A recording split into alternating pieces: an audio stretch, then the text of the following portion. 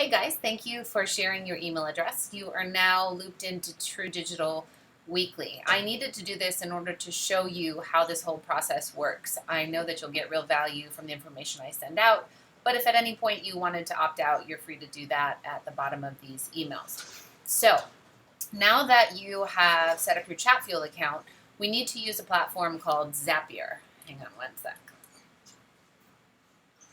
Okay, that's better. A little less clogged up. So once you set up your Zapier account, I'm already set up. So you're going to get into the Zapier dashboard. Now you're going to want to take good notes on this because this isn't complicated, but it's, there's a multi-step process.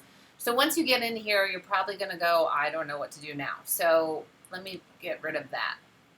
There are all of these hooks and these integrations that have been done for Instagram, Google Drive, anything you can possibly think of. What we care about right now is Chatfuel. So I'm going to type in Chatfuel.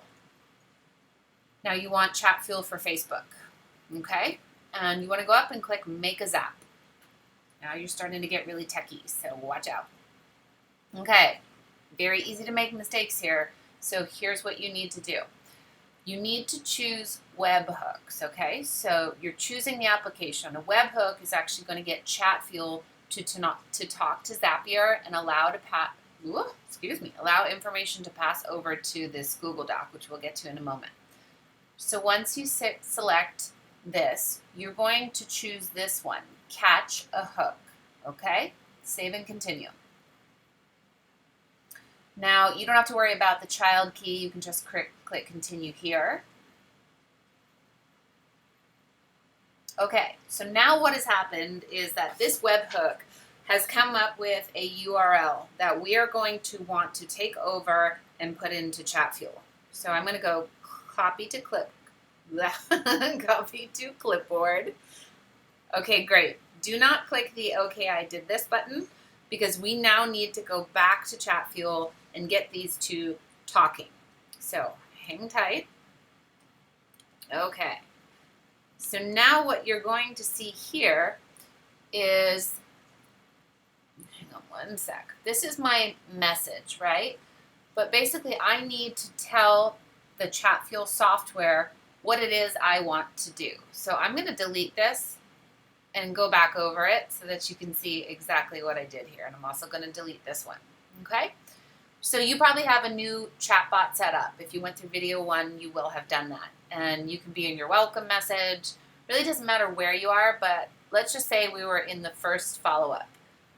This little button here, don't pay attention to my message, just pay attention to this button. So we're going to click that. The first thing Chatfuel needs to understand is what's the user input. So basically, what information are we looking to take out of Chatfuel and move over through the Zap? So we're going to type in, please type your email below. Validation is email, and here the attribute is email. Okay, that's all we're going to do. We've now told them we have a user input, which is email. You need to go back to the plus button, and I need to click JSON API. I'm not going to explain all this to you, but just follow along. The type you want is post. We are then going to take what we just copied off of our Zap, and we're going to put it in there. Okay? Now, I'm going to wrap the email here. I'm going to wrap the video here. With this video, you should have gone over and created your Zapier account. You should have gone in and typed in Chatfuel. You then should have clicked Make a Zap. You should have selected Webhook, and then you should have walked through those steps. Now, the reason why I'm splitting these videos up is because it's really easy to make little mistakes, and then these softwares are not going to talk to each other.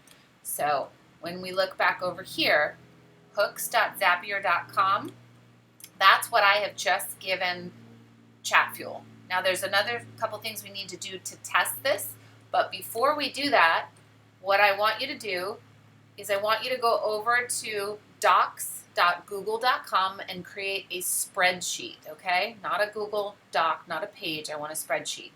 You're going to put first name, last name, gender, email, messenger user ID, and time zone. Those are the only columns I want right now. And then you can label it bot number 1. I just did tutorial bot for the sake of this example, okay? Go do Zapier. Make sure you have this Google Doc set up, and then I'm going to show you how to test this and actually get it to work.